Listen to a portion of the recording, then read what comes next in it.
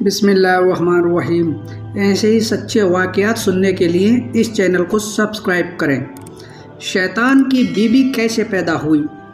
शैतान की बीबी कैसे पैदा हुई, लिहाजा नाजरीन आज के इस वीडियो में शैतान का मुकम्मल नेटवर्क आपके साथ शेयर करेंगे और आपको बताएंगे कि शैतान की बीबी को कैसा पैदा किया गया और शैतान की शादी किस तरह से हुई और एक दिन में शैतान के कितने बच्चे पैदा होते हैं। आज की ये वीडियो कुरान और हदीस से मुकम्मल तहकीक के बाद पेश की जा रही है।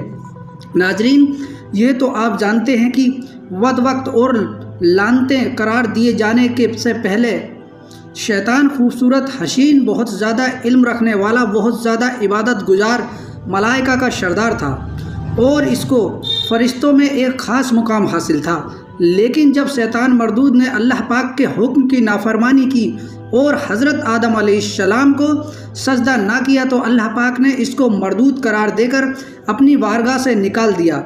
हुजूर सल्लल्लाहु अलैहि वसल्लम ने इरशाद फरमाया, शैतान को अल्लाह पाक ने आग के शोलों से पैदा किया। इब्लीस, जिसको शैतान कहा जाता है, ये फरिश्तों का सरदार बनने से पहले 40,000 साल तक जन्नत के ख़जाने का निगरान रहा।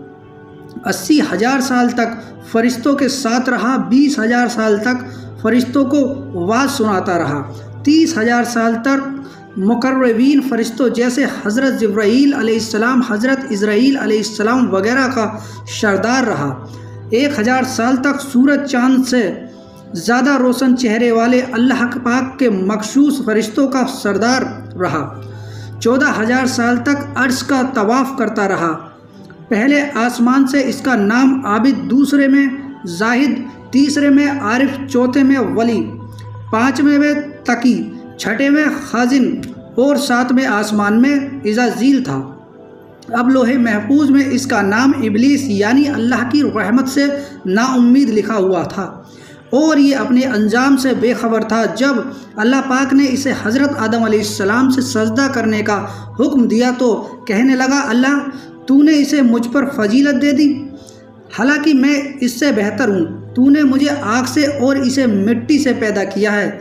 मैं आग का होकर इस मिट्टी को बनाए हुए इंसान को सजदा करूँ? तो रब्बे करीम ने फरमाया, मैं जो चाहता हूँ वो करता हूँ। तमाम फरिश्तों ने हज़रत आदम अलैहिस्सलाम को सजदा किया, मगर इस लईन शैतान ने तकब्बुर की वजह से सजदा नहीं किया। तो फरिश्तों ने अल्लाह करीम का शुक्र अदा करने के लिए दूसरा सजदा शुक्राने के तौर पर किया, लेकिन शैतान उनसे बेताल्लुक़ खड़ा रहा और उसे अपनी फ़ेल पर कोई अफसोस ना हुआ। तो उसके तकब्बुर करने की वजह से अल्लाह पाक ने हमेशा के लिए उसे अपनी बारगाह से मरदूद करार देकर निकाल दिया और इसकी सूरत बिगाड़ दी। खंजीर की तरह लटका हुआ मुंह, सर ऊँट के सर की तरह, सीना बड़े उनकी गोहान जैसा चेहरा, ऐसा जैसे बंदर का चेहरा, आंखें बड़ी, नाखूने हज़ाम के गुजरे जैसे खुले हुए होठ, वैल के होठों की तरह लटके हुए, दांत खंजीर की तरह बाहर निकले हुए और दाढ़ी में सिर्फ 7 बाल। इसी सूरत में इसे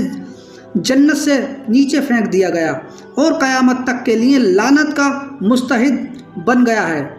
और तब ये इब्लीस लाइन मरदूद और शैतान के नाम से मशहूर हो गया। और जब अल्लाह पाक ने शैतान मरदूद को अपनी बारगाह से निकाला तो शैतान मरदूद ने अल्लाह तबारक व तआला की बारगाह में अर्ज किया कि तूने मुझे अपनी बारगाह से निकाल दिया, मेरे लिए कोई घर भी मुख्तसर कर फरमा दे। अल्लाह तबारक व तआला ने इरशाद फरमाया कि तेरा घर हमाम है, यानी कि बैतुल खला। इसके बाद शैतान ने अल्लाह तबारक व तआला की बारगाह में अर्ज किया, या रब्बुल आलमीन, मेरे लिए कोई बैठक भी मुकर्रर कर दे। अल्लाह तबारक व तआला ने इरशाद फरमाया कि बाजार और रास्ते तेरी बैठक हैं। इसके बाद शैतान ने अल्लाह ताला की बारगाह में अर्ज किया, या रब्बुल आलमीन, मेरे लिए खाने के लिए भी कुछ मुकर्रर कर दे। अल्लाह तबारक व तआला ने इरशाद फरमाया, तेरा खाना जिस पर अल्लाह का तबारक व तआला का नाम ना लिया गया हो, इसलिए हदीस पाक में आता है कि जब भी खाना खाया करो तो बिस्मिल्लाह पढ़कर खाना खाया करो, ना तुम्हारे साथ शैतान भी शामिल हो जाता है। इसके बाद शैतान ने अल्लाह तबारक व तआला की बारगाह में अर्ज किया, या अल्लाह, मेरे पीने के लिए कोई चीज़ मुकर्रर कर दी जाए। तो अल्लाह तबारक व तआला ने इरशाद फरमाया कि नशा की हर चीज़ तेरा मशरूफ़ है, फिर उसने अर्ज किया, या अल्लाह मुझे लोगों को अपनी तरफ बुलाने का कोई तरीका भी बता दे कि मैं किस तरह लोगों को अपनी तरफ बुलाऊंगा। तो अल्लाह तबारक व तआला ने इरशाद फरमाया कि नाच गाने और वाजा ही तेरे बुलाने के लिए है। फिर इसके बाद शैतान ने कहा कि मुझे कोई किताब अता करवा दे। अल्लाह तबारक व तआला ने फरमाया, गंदे अशआर ही तेरी किताब है। इसके बाद शैतान ने अल्लाह की बारगाह में अर्ज किया कि मेरे लिए कोई कलाम मुख्तसर करवा दे। तो अल्लाह ताला ने इरशाद फरमाया कि झूठ है तेरा कलाम। और इसके बाद शैतान ने अर्ज किया कि या रब्बुल आलमीन मेरा जाल भी बता दे। अल्लाह ताला ने इरशाद फरमाया, औरत तेरा जाल है। यहाँ ये भी जान लीजिए कि शैतान की बीवी को किस तरह पैदा किया गया। इसके बाद में हदीस पाक में आता है कि जब अल्लाह तबारक व तआला ने उसकी बीवी को पैदा करना चाहा तो शैतान शदीद गुस्से की हालत में आ गया और शैतान की इस गुस्से की वजह से एक आग की चिंगारी पैदा हुई। इस चिंगारी से अल्लाह तबारक व तआला ने इब्लीस की बीवी को पैदा किया। इब्लीस की बीवी का नाम तुरतबा बताया गया है।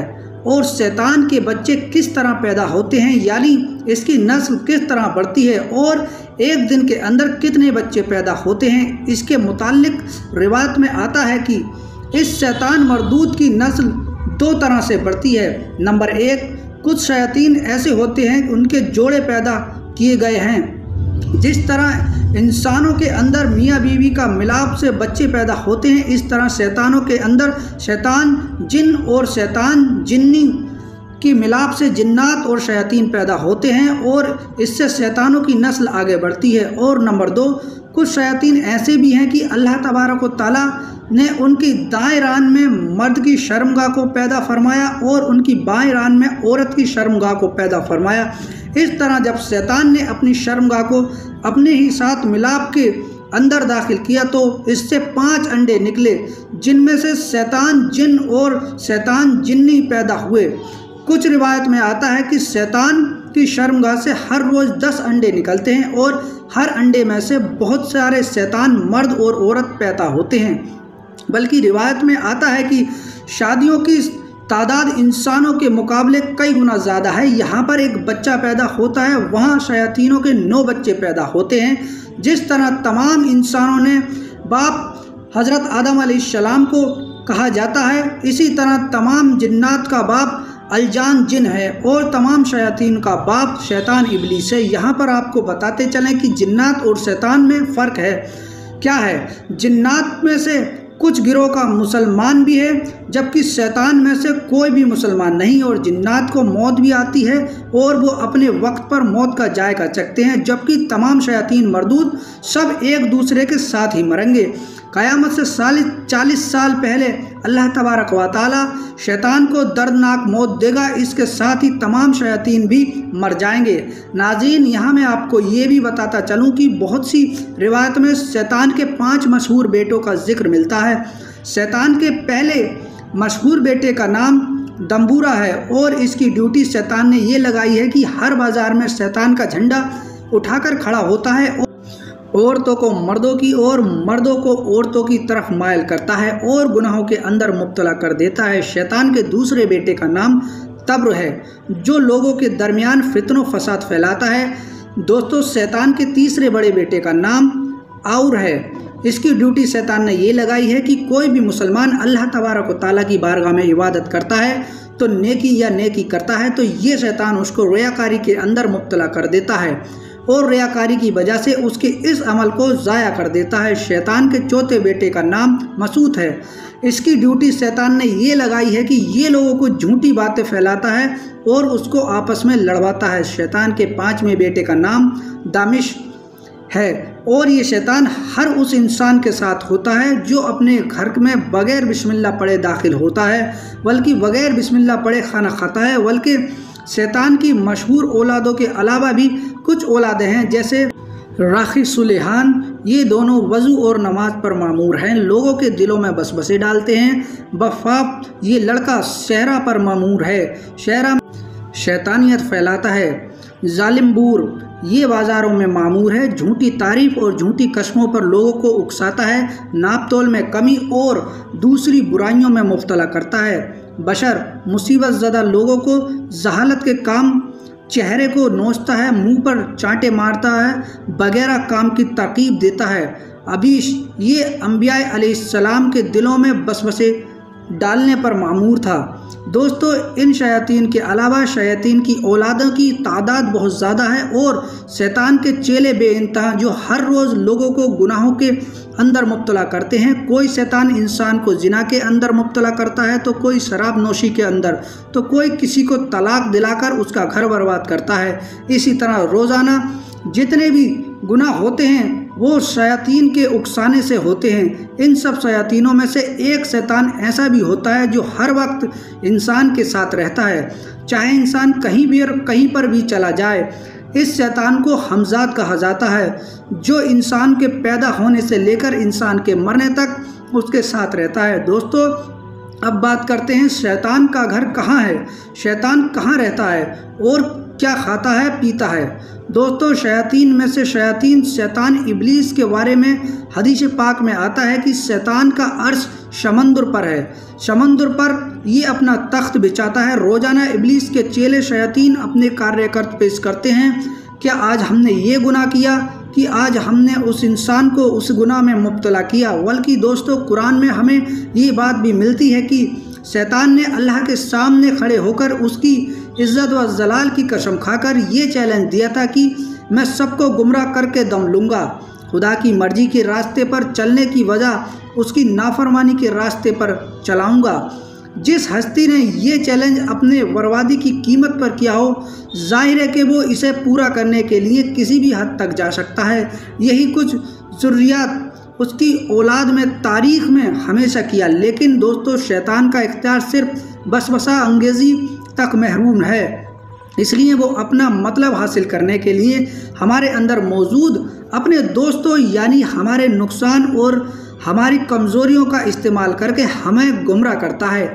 हम अगर अपनी कमज़ोरी समझ लें तो हमें शैतान के हथकंडों से बचना आसान हो जाएगा। दोस्तों, आज हमने शैतान के बारे में सुना। दोस्तों, शैतान बहुत इबादत गुजार और इल्म वाला था, लेकिन अपने इस एक गुनाह की वजह से ये मरदूद करार दिया गया और वो गुनाह था तकब्बुर। दोस्तों, शैतान के हथियारों में से एक हथियार तकब्बुर, जिसका इस्तेमाल करके लोगों को अल्लाह ताला की नाराज़गी के गड्ढे में ढकेलता है। नाजरीन हजरात, आपको ये वीडियो अच्छी लगी हो तो वीडियो को लाइक करें, शेयर करें और हमारा चैनल सब्सक्राइब करें।